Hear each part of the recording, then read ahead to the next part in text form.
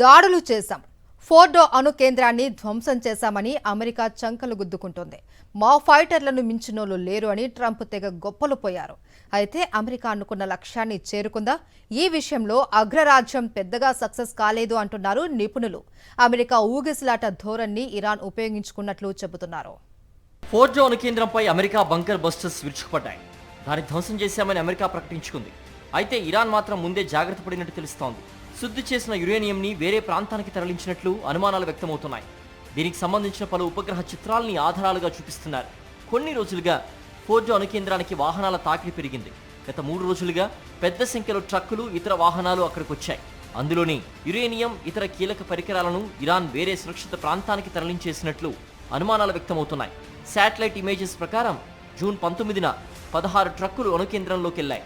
20వ తేదీన కూడా అణు కేంద్రానికి కిలోమీటర్ దూరంలో చాలా ట్రక్కులు కనిపించాయి. ఇజ్రాయెల్ దాడుల తర్వాత పరిస్థితిని ఇరాన్ అంచనా వేసింది.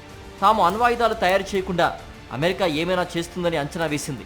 అందుకే ఇంతకాలం పడిన శ్రమ బాంబుల పాలు కాకుండా యురేనియాన్ని ఇతర ప్రాంతాలకు తరలించినట్లు భావిస్తున్నారు. ఫోర్డోలో ప్రతి 3 నెలలకు 60% శుద్ధి చేసిన 166 కిలోల యురేనియంని ఉత్పత్తి చేసే అవకాశం ఉంది.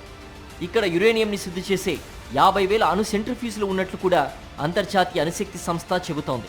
మరికొందరి లెక్కల ప్రకారం ఇక్కడ ఇరాన్ దాదాపుగా 83.7% శుద్ధి చేసిన యురేనియంను ఉత్పత్తి చేసింది.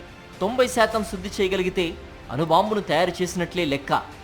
ఇరాన్పై దాడుల విషయంలో అమెరికా వేగంగా నిర్ణయం తీసుకోలేకపోయింది.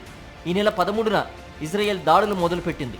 అయితే అమెరికా మాత్రం ఏదో ఓ నిర్ణయం తీసుకోవడానికి ఇన్ని రోజులు వెయిట్ చేసింది.